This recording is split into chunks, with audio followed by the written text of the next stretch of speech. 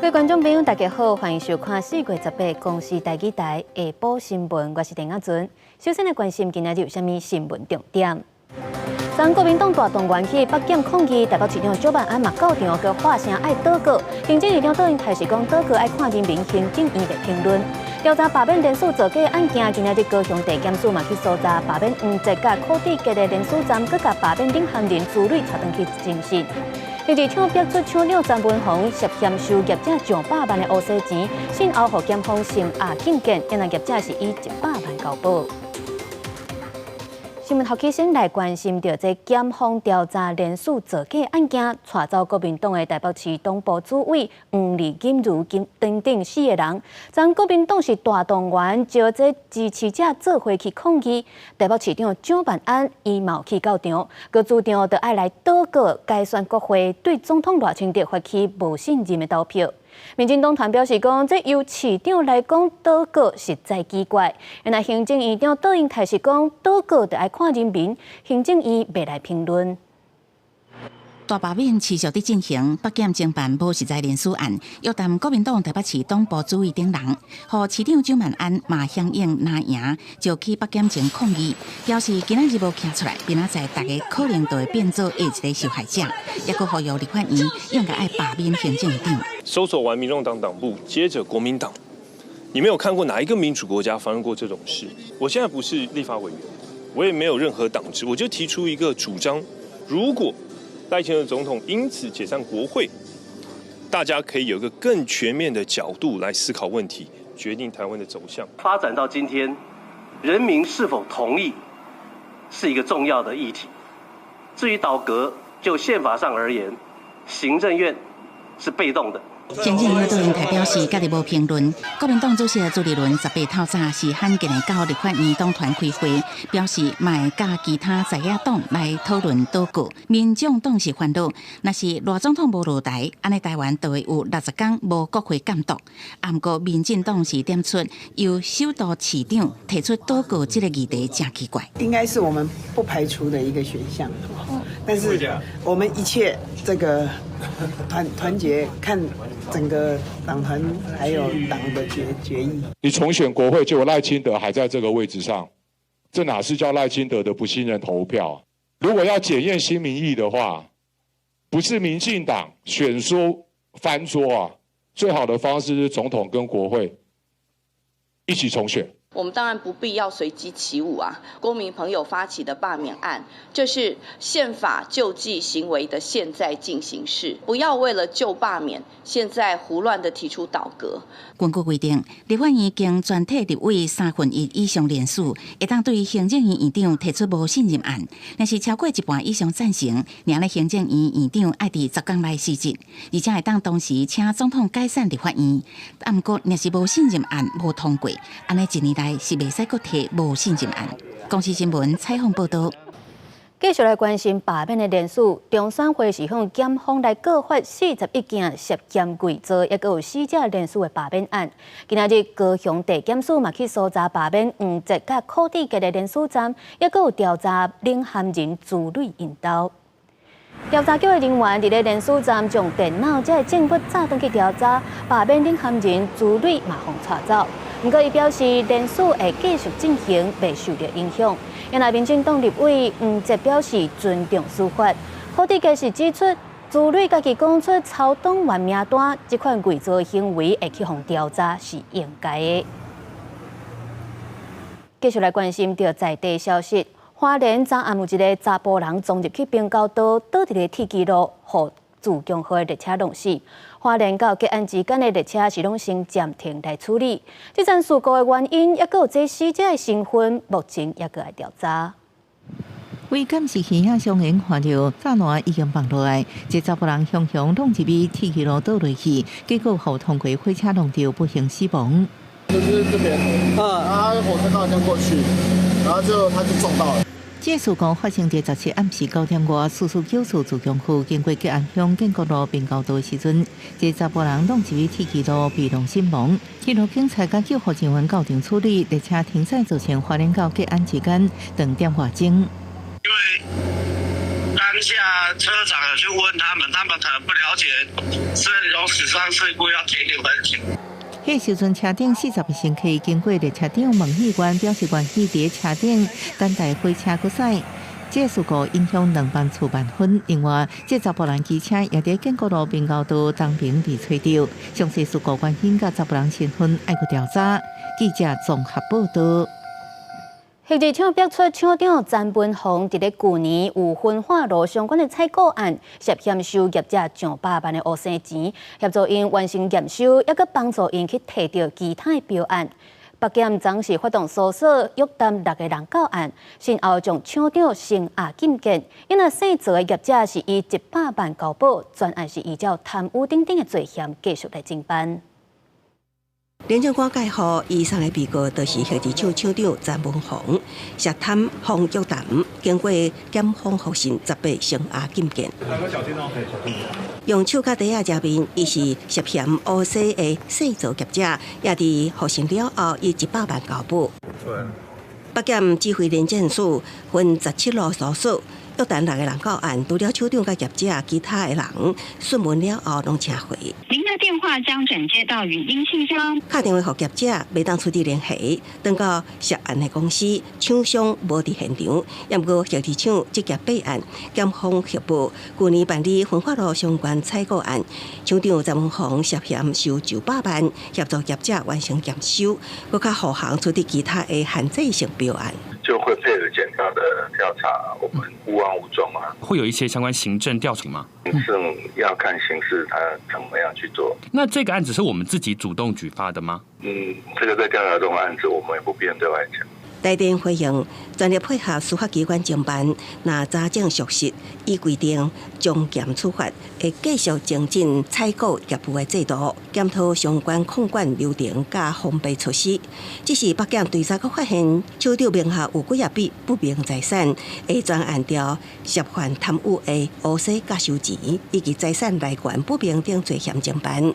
公司新闻采访报道。宜兰代理这公司研计要扩大伫咧南崁山的矿区范围，专案即马进入环评的阶段。因为这挖矿的范围是包含着原住民的传统区域，依法就要得到部落的同意，按算伫19要进行投票。因过大部分的居民是大力来反对开发，嘛认为这投票的行政程序是有问题，无应该着继续来进行落去。南国北溪流经过的碧河部落，最近并一风太贵，溪水清清见底，也毋过溪流的水头，南崁山煞面临矿业开发的压力。碧河村民表示，只要拄着风台大雨，清清的南国北溪就会带着大量的土沙变压落落。因怀疑甲宜兰代理石公司伫水头开采工业用代理石矿，破坏山坡地有关系，坚决反对开矿。最近几年，真无敢若停工，业者阁一直申请要扩大矿区范围。所以我们坚决反对，原因就是这样，就是我们的安全，再来我们的生态，再来说我们要给我们下一代更好的环境。宜兰代理石公司研究将矿区扩大到43公顷，也过范围涉及，要互部落原住民传统领域依照原计划爱取得部落同意，有计19投票，也过部分村民认为举行投票行政程序欠点，无应该举行。业者准年才申请开矿，互村民投票反对，乡公所爱顺应民意，主动业者个申请，那么也爱辅导部落伫行政程序上，避免业者继续申请开发。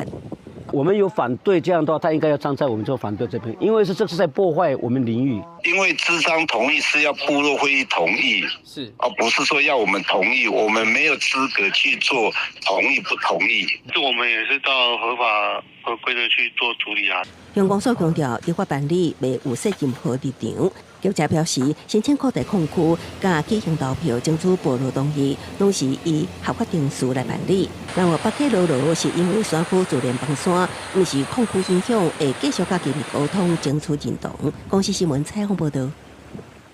来关心美国真正讲要对台湾加扣关税，国内勇士业者就烦恼讲会去冲击到外销。今仔日总统赖清德是专工去到家己和业者来座谈。勇士协会呼吁政府谈判唔通牺牲农渔业。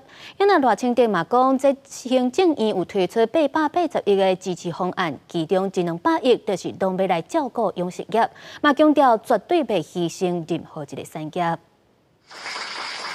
这后美国加征32%关税，对各行业的冲击，总统热情地持续下乡。18号早时来到嘉义甲养殖业者座谈，再一次讲政府会用880亿支持受影响的产业，有9大面向20项的措施，其中养殖业的部分将会有100到200亿来支持照顾。养殖业者现在其实面临到的是放苗的季节，那在这个放苗季节，渔民其实内心是有疑虑的。那我要不要放？要不要照以前那样放？其实都很担心。目前还没有说减少的一个现象，只是在买气上有一点点的它已经在观望。中华民国养殖协会表示，新冠肺炎了后，台湾五过期在美国的市场为5、6成提升到8成，嘛希望这个对美谈判的时阵，唔通牺牲掉养殖业伤济。咱袂因为讲为了要去谈判，甲咱农业、渔业来牺牲掉的，袂有这个代志啦。所以咱来牺牲任何一个行业。迄就会影响社会一部分的人，这唔是政府要去进行的工作。这次行政院释出880亿支持方案，一度传出规模的扩大。不过因澄清是调整内容，大方向未改变。总统嘛强调，政府未牺牲任何行业，会释出真侪措施来应应。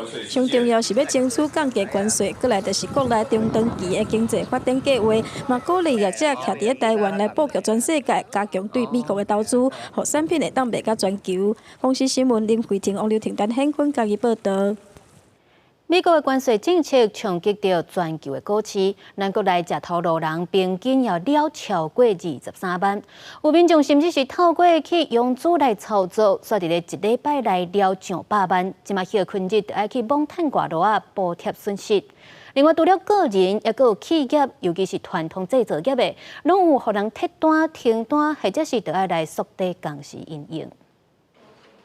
摕手机出来，随时关心股市上升的动态。因为自从美国宣布要实施关税了后，全球股市激烈起落，台股更加是伫清明假期了后，连续大落3天，也互部分上班族面临惨赔。持有的一些蛮稳定的绩优股都面临到被迫缴保证金，那我前后大概缴了快100多万的保证金，那还不含一些就是有在跌停的时候卖掉、提前出售的损失。今年35岁王先生，惯势以盈资提高比率，本身有3档股票，因为顶礼拜股市连落3天落停，所以爱补交100多万的保证金，即马只好兼职来增加收入。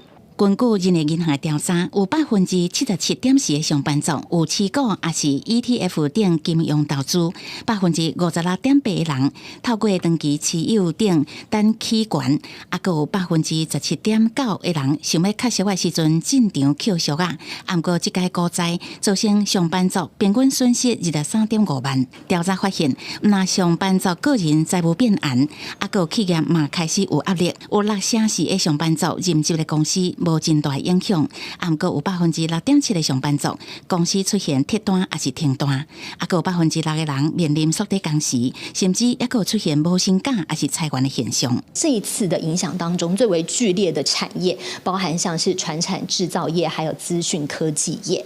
好，那当然呢，大家也因为这一次的这样子的一个震荡哦，所以呢，心中是感到有一些忧虑。18台股盘中暂时收红，不过波动也是真大，呈现多空交战。面对关税所引起的股市变动，虽然政府有出手来救市，不过也是有达到6.8%的上班族感觉的烦恼。部分上班族开始缩减家庭的支出，也是开始检测来降低关税的冲击。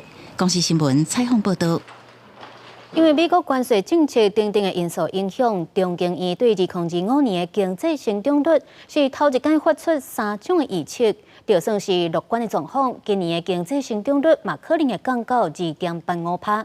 因为上届悲观的状况是落甲剩0.16%。经济学者表示讲，这全球无疫情的影响，可能会对下半年开始慢慢的出现。美国政府关税政策影响全球，到即马也是伫90天的缓冲期。美国对台湾维持20%的这个关税。2025年的第2季，台湾经济预测是无确定性较大。中经院有提出3套剧本，概比较有可能是在乐观跟一般之间。真的发生这个比较悲观，我们觉得它的几率大概是差不多10到20%。若是乐观的前景，台湾部分科技甲3C产品列作关税协定清单，也甲美国对台关税维持10%。2025年的经济成长率会当维持伫2.85%。若是中性的前景，台湾关税超过10%，安尼成长率可能会达到1.66%。若是协商恶化，出现全球经济衰退，上差可能会降到0.16%。就是现在因为年节的关系啦，所以2月份呢，大家都是往上走的一个情形。从2024年以来啦，我们的震荡幅度呢，其实是相对很剧烈的。根据世界贸易组织的统计，2024年台湾贸易总额达到8694亿美金，排全球第18名，比起2023年进前1名。其中出口大是4750亿美金，占全球比例1.9%，排名第16，甲去年比起来是平平啊。关税战是毋是影响台湾出口的贸易？中经院分析，顶半年可能因为急单转单，也是维持伫个成长，影响可能会伫下半年。即使川普的对等关税政策真的能够落实他想要的，开始有影响，今年的影响大概不会太大，尤其下半年甚至明年初才有比较巨大的影响。经济学者嘛分析，台湾第2季经济气候会成为景气转弱的乌阴天，下半年全球贸易战对投资加消费的负面影响会慢慢出现，所以景气也是会面临较软的势面。公司新闻采访报道。来关心天气，今仔日各地有关是这份好天、烧热的天气，高温来到28至33度。不过气象署表示，接落来特别受到2波锋面的影响，会变天落雨。第一波锋面是伫咧拜6礼拜开始影响到北部甲东半部的落雨，那第2波是会影响到后礼拜2甲拜3。民众趁好天来到河滨公园运动，拜五是烧热混杂天气，北部、中南部平均高温伫咧30度至33度，东半部伫咧28度至29度。气象署表示，过昼了后，北部和各地山区要注意有西北风。在降雨方面，从图上可以看到，在山区要留意可能会有一些午后雷阵雨的现象，而在北部地区，中午过后可能也会有局部的午后雷阵雨。另外，气象署也提醒未来会有2波的锋面影响台湾。第一波影响是拜6礼拜，这2天北部和东半部会落雨，过来就是后礼拜2、后礼拜3，尤其是后礼拜3，到时全台拢会落短时间的强阵雨，甚至可会打雷公。拜2的晚上，随着锋面逐渐接近北部、东北部，天气就会变得不稳定，尤其是到了礼拜3，锋面通过的这个阶段，全台各地都容易会有短暂的阵雨或雷雨出现，天气会相当不稳定。气象署表示，虽然拜6开始各地水汽增加，不过温度也是真高。拜6到后礼拜2这段时间，各地高温平均伫咧30度至39度，是室内天气形态。气象署提醒民众这段时间要早雨满、雨伞较透冻。记者戴亚轩、柯敏哲台北报道。花莲有一位家长控诉，因囝去一间英语的补习班，说防拍、防罚卡，甚至是禁止去便所等等不当的对待。因补习班是表示讲，这个囡仔会去攻击别个同学，因已经就管教的问题甲家长沟通过真侪届啊。花莲教育处即马嘛已经介入调查。互人投诉真侪项不当管教的美语幼儿补习班目前正常营业，大小班学生囡仔差不多30个。伫花莲以全美语生活教学营业10多年，不过即马家长指控老师对囡仔会拍骂、罚卡，甚至唔好去便所。他跟我说：“妈妈，我大便在裤子上。”好几次他都跟我说是老师不准他去，然后讲了会被骂、会被打、会被打耳朵。那你如果哪里不乖就打哪里，然后早上去学校早餐都会被老师丢掉。面对指控，补习班的负责人真无奈，表示这个囡仔情绪真歹管控，佫会拍同学，甲囡仔罚卡是敢若几分钟，囡仔真侪问题拢有甲家长沟通过。孩子罚站是他的轻重为主，如果他是咬人，第2次咬人，第3次咬人，可能就是要在旁边罚站，顶多10分钟。对，我们还是会处罚孩子，但是我们不会去动手打孩子。因为双方对管教认知差真侪，县政府教育处嘛介入调查，发现业者有真侪项违规。短期补习班不应该有休息室跟游乐空间。我们如果查获他在里面有做休息或是娱乐的话，那就是违法的。县政府教育处讲，会看情形要求业者提出改善。业者表示，会面对调查结果，可能无愿意搁营业。家长是会带囡仔去验伤，无排除要对业者提出告诉。公司新闻采访报道。观光署喊出今年目标要吸引到1000万位外国观光客来台湾佚佗，进前就有针对国外企业来台湾旅游团提供奖助。伫咧昨就有来自马来西亚寿险公司1000外人来台湾旅游，估计是会当带来5000万的观光收益。伫天顶下满满的心愿，马来西亚来酷县市即摆是有公司长嚟招待来台湾。伊讲少年时阵捌真济摆来，过来也是真亲切。美食也好，住也好，人情味厚。最重要一点的就是这个国家很安宁。我们3次来都是来到9份跟10分都来过，所以这其实是在重复而已所以也会很期待了。如果是台湾有不一样的景点，我们也下次都会再来。这团为马来西亚来青人奖励旅游团17开始分配摆陆续到台湾，每一摆停留5至4暝。70分9分，西门町宜兰团结中心等等，也是疫后上大规模来台奖励旅游团。去年有42万9000块马来西亚游客来台湾。业者分析马来西亚游客介意台湾传统的物件，为沟通事业者认为会努力的市场。华人的话其实都没有，他跟台湾的饮食都蛮相似，而且他们非常喜欢吃台湾的美食，所以景点那些都做的，他们非常喜欢来台湾。推动境外奖励旅游来台奖助分为争取阶段以及举办阶段，我们会依照奖励旅游团体的规模以及在台停留的天数给予不同的奖励。观光署表示，新南向企业奖励旅游真有市场，在推出补助措施、参加旅展加行销台湾品牌多种措施之下，希望继续冲关来客率。公司新闻采访报道。2025年世界中学生运动会结束，咱台湾是摕到74块奖牌，包含着24块金牌。其中一块标抢的金牌是台东县关山国中的区邦宪摕到，佮创下大会新冠纪录。也毋过，这项国际比赛是无列入去国光奖助学金的项目内底，无法度来申请。台东县表示是会依照台东县体育奖助学金设置要点，用专案来发奖助学金。布隆族的标青选手区邦宪这个月伫塞尔维亚举办的2025年世界中学生运动会比赛会场，标青用力一个弹出去，标青竟要飞到场外，成绩是64.13公尺，破大会保持的60.22公尺，摕到金牌。区邦宪16岁过坐火车登关山高中的同学用布隆族人对帕来人最高英语保证公仪式迎接。培训教练讲，区邦宪可能有教查某帕来会晓用标情帕来血统，真有天才。动作就是轻松的上去，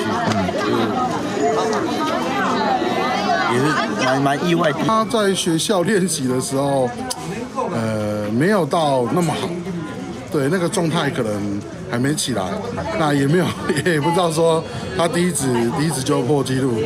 不过这项比赛无伫国光体育奖章加奖助学金颁发的比赛项目，我就申请国光奖助学金。不过台东县家己定台东县体育奖助学金设定要点，会专案给予6万块的奖学金。是我们台东之光，所以我们教育处会特别用专案的方式，给予邱同学最高的一个鼓励。区邦宪说来会继续参加全国中等学校运动会，伊希望会当搁摕金牌，伫标青运动项目好好发展。公司新闻采访报道。国际上要紧来关心到美国总统川普17表示讲，要伫咧3礼拜至4礼拜以内，甲中国来达成贸易协议，佮暗示有可能会降低关税。因过美国政府又佮宣布要对所有停靠伫咧美国由中国建造或者是属于中国的船只来收靠港的费用，而且有可能是逐年会愈收愈侪钱。另外，川普甲意大利的总理咧会谈，讲有信心要和欧洲来达成贸易协议，互西方国家搁再伟大。中美一直咧贸易战，美国总统川普17被问到是毋是打电话给中国国家主席习近平，伊讲中国真侪摆打电话来。I have a very good relationship with President Xi, and I think it's going to continue. And I would say they have reached out a number of times. 已经为代表习近平的官员已经释出中迄谈判信号，暗过伊真侪摆回避心思，甲习近平本人直接联络问题。川普承认，伊对进一步加税感觉丢毒，佮暗示可能考虑调低关税。目前川普已经对中国商品加扣总额高达145%的关税，中国也向相关125%的关税来报复。川普有期会伫3到4礼拜内甲中国达成贸易协议。I would think over the next 3 or 4 weeks, I think maybe the whole thing could be concluded. You have to understand, we're a big, if you think of us as a big, beautiful department store before that business was destroyed by the internet. We're a big, beautiful store, and everybody wants a piece of that store. 川普了后，伫办公室接待意大利总理梅诺尼。川普表示有100%信心，以90日关税暂缓期结束进前，甲欧洲达成贸易协议。梅诺尼是自认是美欧之间的桥梁，佮指出，和西方各一摆伟大目标得到川普认同。不过，川普发动关税战，冲击全球贸易体系。IMF 国际货币基金总裁乔治·艾华17表示，各经济体韧性咧受全球贸易体系中期的考验。Ultimately, trade is like water. When countries put an obstacle in the form of tariff and non-tariff barriers, the flow diverts. In it, our new growth projections will include notable markdowns, but not recession. 伊个透露 ，IMF 下礼拜发布上新世界经济展望报告当中，会明显调低全球经济成长预测，也会调高部分国家的通膨预测。IMF 今年1月预测，2025年全球经济成长是3.3%。伊个事件长期来看，保护主义会削弱生产力，尤其是较细经济体。公司新闻陈伟珍报道。美国佛罗里达州立大学发生在学生夜穿乌白鞋的事件，拢总造成2个人死亡，10个人受伤。警方初步调查发现，到这个嫌犯是当地一位查某警员的后生，竟然是偷摕因老母的枪去学校犯案。因为这件枪案嘛，搁再引起对枪支管制法案的关注。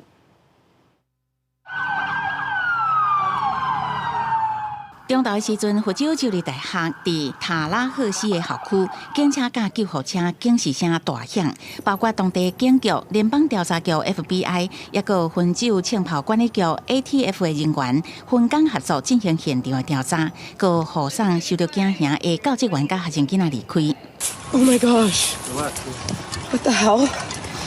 执法单位伫尾仔的记者会指出，凶嫌是佛州州立大学的在校学生。这个案属有单独犯案，所以嫌犯互人制服并介护送医了后，即马现场危机已经宣告解除。The shooter is 20-year-old Phoenix Eichner, and he's the son of a Leon County Sheriff deputy. Our deputy Eichner, has been with the Leon County Sheriff's Office for over 18 years. She has a tremendous job that she's done. Her service to this community has been exceptional. 警方指出，涉案的凶嫌是伫厝内得到妈妈合法持有的枪，就安尼早前去学校犯案。除了相关执法单位赶到案发校园调查，包括当地选出来的国会议员甲佛州州长德桑提斯，也拢接到干部来说明，佮透过社群网络发表看法，嘛向死伤者表达哀悼甲慰问。但是美国总统川普是伫白宫接受记者联访的时阵接到干部，当场就有记者询问川普，这个案敢会影响未来有关枪的管制法案走向？川普强调，犯案的是人，不是枪本身，所以也是坚持赞成宪法第2修正案的合法有枪权利。These things are terrible, but the gun doesn't do the shooting. The people do. It's a phrase that's used probably too often. I will tell you that it's a shame. 虽然警方已经宣布危机暂时解除，不过佛州州立大学也是宣告停课，一直到美东时间18礼拜5，当地的体育竞赛活动到这个礼拜6拢全部取消。校方面嘛呼吁平安无代志的教职员甲学生囡仔，爱赶紧家厝来联络报平安。公司新闻徐家仁编译。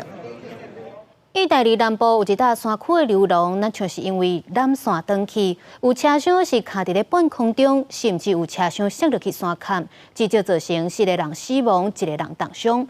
而且当地大雾佮落大雨，这搜救是愈困难。这个游客被吊挂出来救援成功，伊这车厢是伫经过山谷附近向卡掉的，车厢内底16人最后全部顺利为半空中卡掉的缆车内底救出来。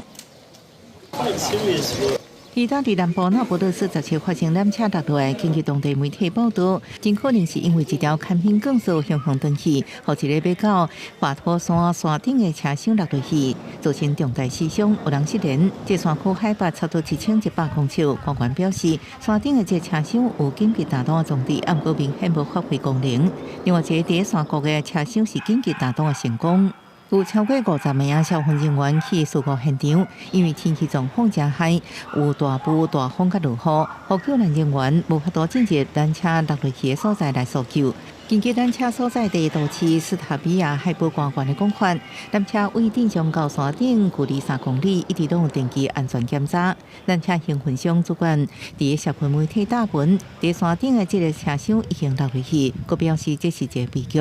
当局已经对这事故展开调查。华托山缆车1952年开始营运，1960年捌发生过同款的意外，迄时阵有7人不幸死亡。公视新闻黄文玲报道。当来关心国内交通议题，伫咧桃园有2个囡仔是行伫咧过路线，因佫有甲手举起来提醒驾驶，结果这车是一台接一台一直驶过去，拢无人要让因行。这画面伫咧网络引起批评，桃园警方已经对这影片内底拢总举发10台无让过路人的车，有民众在呼吁讲，应该爱伫这个路仔口来设置青红灯。2名小学生行伫绑北线，照教科册教的，举手提起车辆要过大路，想袂到对方的车辆一台接一台无人停让，2人后来放弃过大路，退回路边，引起网友批评。对此，警方也要采取电法。我们这样过是都还 OK， 可是有的时候可能小朋友在上下班时间真的不好过了，就上下班时间车子特别多，对，车速看到你，他已经。可是有时候来不及下车了，建议装那个红绿灯了。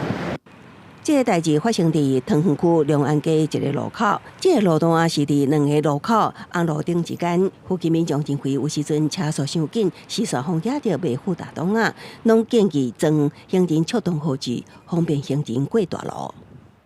学童会议规定走在斑马线上，并且为了让驾驶人看见，举手示意过马路。交通安全从学校的教育做起，全民亦应共同重视。希望驾驶人可以礼让学童，共同守护学生的用路安全。驾驶汽车行进行人穿越道或其他依法可供行人穿越之交叉路口，有行人穿越时不暂停让行人先行通过者，处新台币1200元以上6000元以下罚款。针对这个事件，桃园警分局表示，已经将影片中车辆过离分析车祸，拢总举发10台无礼让行人的轿车。另外，分局统计今年1到4月合计告发驾驶无停让行人，违规达到1724件，会继续加强处理，确保行人的安全。公视新闻采访报道。镜头往来看台南有民众驾车停伫咧国小附近的巷仔内底，煞好石头牵甲一空一空，原来就是附近的小学生作业。目前这民众是已经报警察，校方嘛联络家长到学校来处理。另外嘛强调，因的家长对学生的宣导教材各失败啊。民众徛伫咧较悬的所在翕倒落，如果翕到2个囡仔一直咧甲停伫咧边仔车牵石头。车的引擎挂是去互叠甲凹一凹一凹，连这挡风玻璃嘛受伤。民众是气噗噗，唔那甲学校反映，嘛报警察处理。修蛤蟆链那个连续2天，上面都是石头，下面都是石头，而且那石头不是小的，不是像那么小，它是砖块，怎么赶我？后来我就想说奇怪，那怎么有人丢石头？然后我们就报警嘛。对。警察来的时候还以为是我们是那个刚结完修啊。因为徛隔离学校无到15公尺，中嘛敢若隔一堵无盖管的壁。这发生的所在是属于学校较少学生活动的所在，所以讲也真做学生作业的地点。在地民众讲，真正嘛有其他民众的车去互牵着伤，不过想袂到是学生下课时阵咧作业。学校收到消息了后，赶紧联络家长去学校矫正学生的行为。深感很大的歉意，这样子。所以我们学校进行了口头告诫，并通知该生的家长来到我们学校这边来做讨论，并且协助来做管教。本分局于当日下午4时许获报后，立即扩大访查周遭住户，并调阅监视录影资料。目前已查知嫌疑人身份，并请家长约制后依法办理。校方强调讲，会伫咧全学校安全性宣导，做计的地点卖打告示牌，警告学生莫搁做错误行为，莫继续追踪学生的行为。公司新闻综合报道。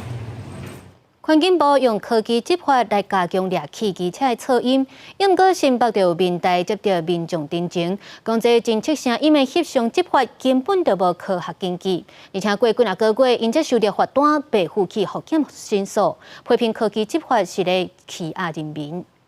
虽然大灯有一点有民众骑原厂无改装的奥多摆，经过新北环河西路，伊认为家己无超速，正常骑车，所有声音翕相科技执法，侦测到超过86分贝来告发，罚款3600。不过竟然经过5个月后才收到罚单，未付福检，更加无通申诉，互伊看甲戆面去。环保局没有给我复检机会，还叫我要改善哦，它上面有写限7天内改善。我问他说要怎么改善，他说你上路就知道。你不给我改善标准，我要怎么改善？我觉得这根本就是黑箱作业。科技执法是要保护人民，不是要欺压人民。有 YouTuber 甲民众会做牛拍做影片，质疑讲当初设定速限50公里的路段，噪音的告发标准是86分贝，恐惊唔是科学根据，只是凊彩掠一个平均值。另外，罚单顶头无标示时速甲噪音量，民众是方法甲不明不白。台湾的摩托车普遍被教育就是要靠右骑。那你只要贴着右边靠近声音照相的方式去骑车，就会更容易超标。所以这是为什么大部分的罚单都是来自于摩托车。提出质疑的民众呼吁政府应该学法国用电力性的麦克直接辨识噪音源。不过新北市环保局回应讲，声音翕相科技执法是依照环境部的指引来设置，公正有效，会继续处理。在噪音车影响民众安宁的热区设置科技执法设备，依法告发，于法有据。环保局指出，开罚单就要谨慎来确认需要行政作业的时间。若犯法，民众会当提起诉愿，或是行政诉讼。嘛强调，就算是原厂车，若无好好维护、超速或是操作无妥当，噪音有缘有可能来超标。嘛讲今年噪音车检举的案件比去年减3成6，显示管制的措施有效果。公司新闻采访报道。伫咧高铁分林站附近，年初时阵陆续有发生几啊件有人偷牵奥多摆案件。警方有锁定一对白仔囝，因用货车将人的奥多摆偷载走，结果转卖互外籍移工。那像有偷牵到17架的奥多摆，警方是已经将这对白仔囝依照连续窃盗罪嫌来上班，声押核准。查甫人趁世界无人的时阵，赶紧甲停伫咧高铁站边的奥多摆偷牵走。最近高铁分林站连续传出有奥多摆互人偷牵去的案件，甚至一天都有3、4台无去来报案。警方成立专案小组，来到一对白仔囝嫌犯。发现遭窃的3部机车及多面遭窃的机车车牌。那同时也发现这个廖姓窃嫌的父亲廖男也是涉嫌一起窃盗我们高铁地区约17件的机车窃案。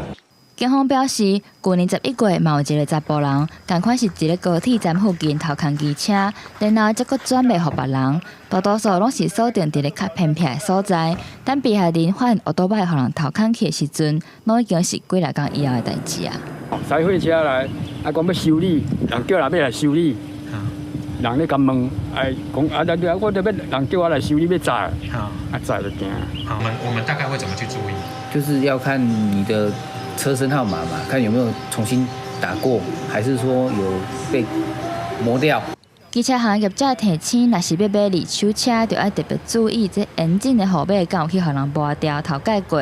若警方是讲，这对白仔囝甲机车偷牵走了后，甲车牌换过，再搁用比刺激较俗的介绍卖互移工。专案依照连续窃盗罪上班，嘛已经声押核准。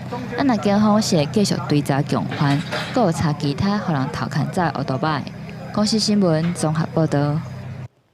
台中市顶个月推出市民专属的坐车 QR code， 只要摕手机出来扫描，就会当坐公车，真方便。唔免个另外摕一张实体市民交通卡。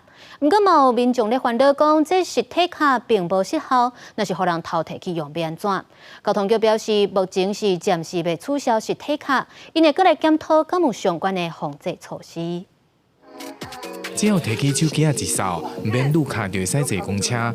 台南市伫顶个月21号推出市民专属的乘车码，民众只要下载手机 APP， 绑定卡片了后，就会出现 QR code。有定来坐公车的民众感觉真方便。因为你就是会带手机啊，而你实体卡有时候你不一定会掉下来啊，就怕会遗失啊。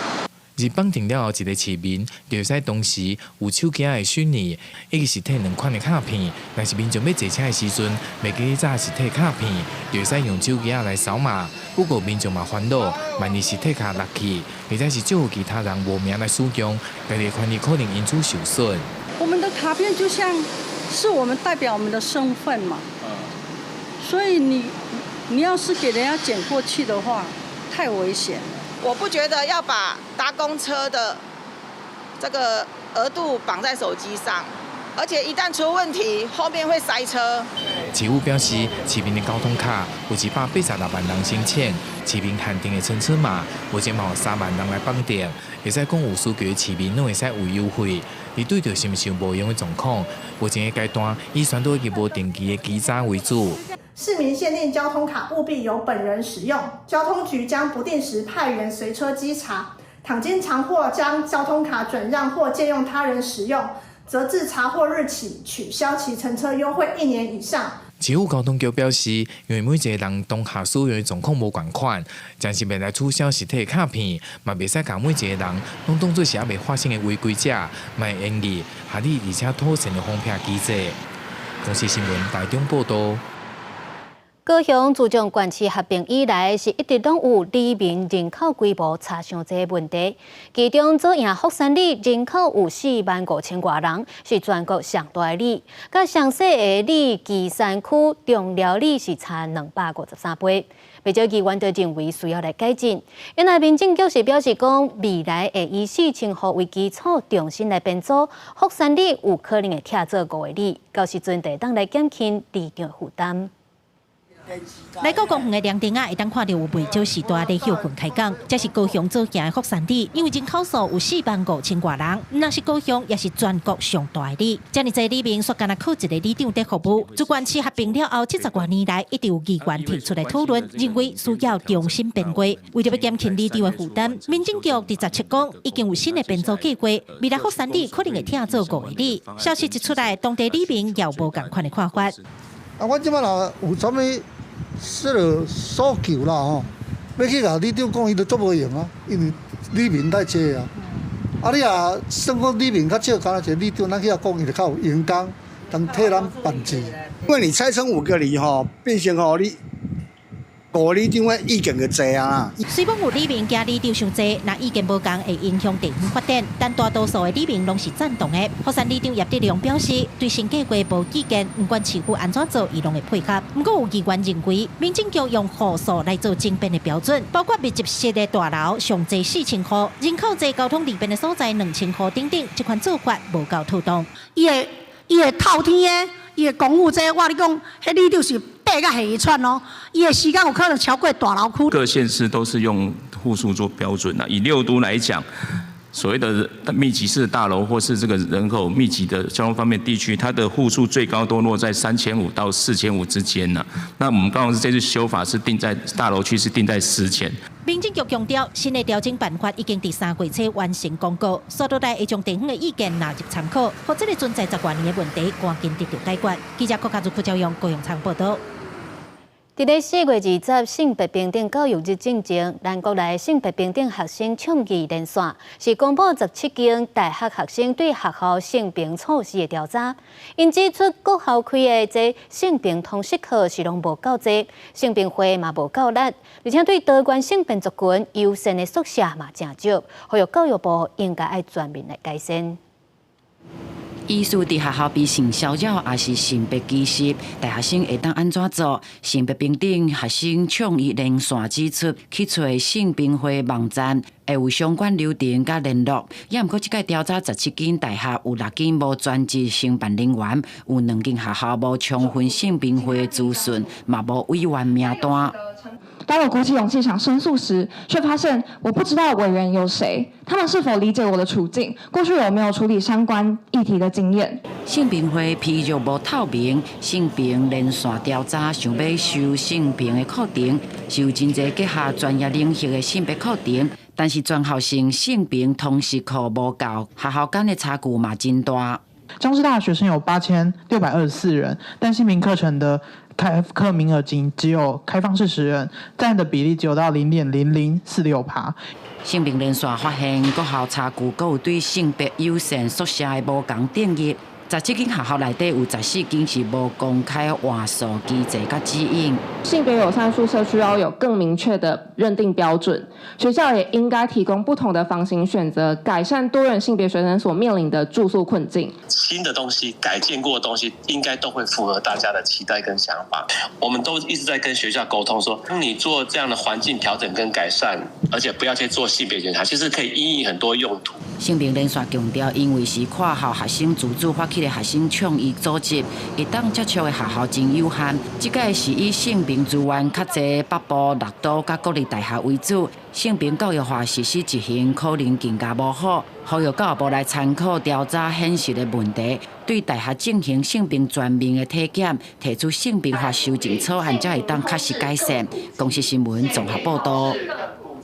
疾管署指出，新冠疫情在今年热浪有可能会再加起来。不过目前上新的疫苗是还佫有86%的民众是拢无做过，也已经有开放予3大族群会当优先来做第2档。嘛，呼吁民众爱伫咧这疫情加起来之前，赶紧上无爱去做1档的疫苗，甲感染的风险降到上低。最近天气豆豆变热，去年热浪全球各地新冠疫情拢达到高峰，也若去年7月台湾新冠疫情的死亡率甚至是一年当中上悬的。疾管署提醒讲，今年热浪疫情嘛有可能会佫加起来。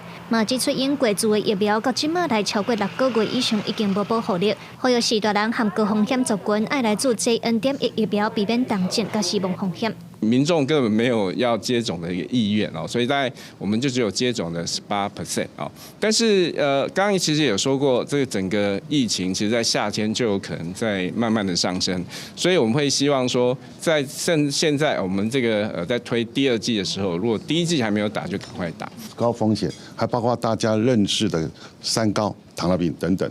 高风险不一定会有一定会得，但是你占的是高风险的人，你施打的保护的效果远高一些一般的民众。疾管署表示，对一般民众来讲，注一剂 JN.1 的新冠疫苗，会当预防61%的新冠并发重症，甲预防72%的死亡率。也若对4大人来讲，并发重症的保护率有81%，预防死亡率有85%。根据医学会调查，民众无愿意做疫苗的原因，主要受疫情严重程度甲安全性的影响。有医生表示，疫苗开发到今来，针对注射以后无舒适的反应已经有改良真济。剂量的选择上，已经知道怎么样拿捏最适当的反应，还有减少它的副作用的可能性。第2个就是在剂型的设计上面，我们现在是属于一体成型的，所以会减少它的风险。疾管署表示，目前国内 JN.1 的疫苗也有300万剂，有86%的民众也未做。疾管署对4月初8开始已经开放3大族群，包括65岁以上的时代、55岁至64岁的关注民，也有免疫不全的患者，通优先做第2剂。呼吁民众在咧疫情压起来之前，尚无爱做1剂的 JN.1 疫苗，来甲感染的风险降到上低。记者卢尚如、林晓凯台北报道。教育部长陈英耀捌讲过，伫今年休热之前，被编写判断中国威胁甲国际情势教材予学生囡仔。亲像去年欧洲议会就捌谴责中国乌白解说联合国第275号的决议文，拜托台湾去参与国际。国教院就有建议讲，明年未来这课本内底重要的国际决议合约等等，爱用英语来呈现，帮助学生了解历史的原貌。去年10月，欧洲议会要谴责中国不当解释，利用联合国第258号决议文来摆脱台湾参与国际。延续这个议题，就有专家学者建议咱国的教科书要写好清楚。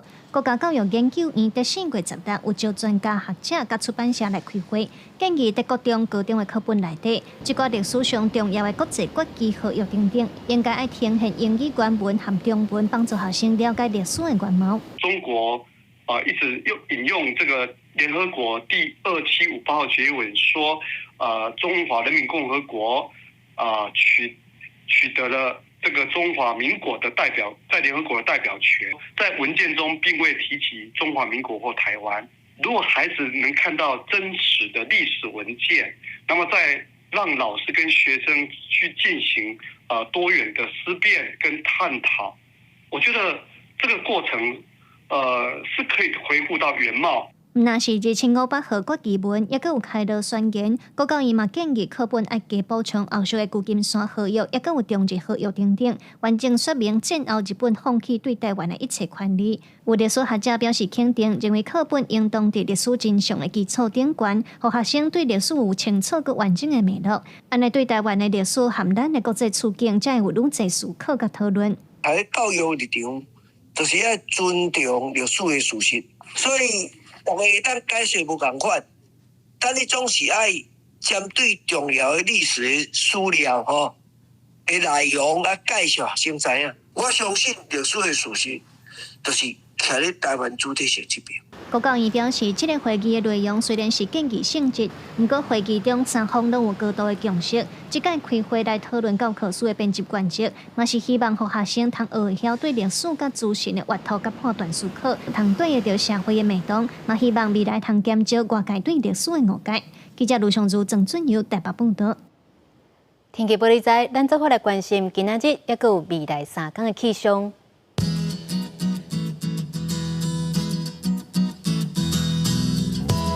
北部地区25度至29度，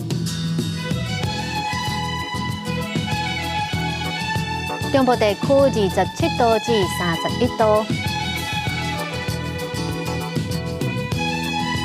南部地区28度至32度，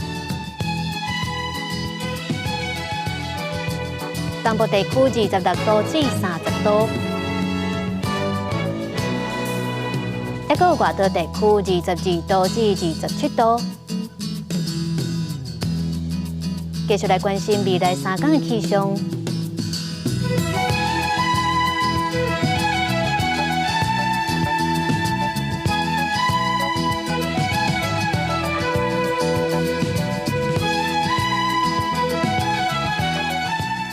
感谢您收看今仔日公视台记台下晡新闻，我是丁雅纯。咱后礼拜一同一个时间再会。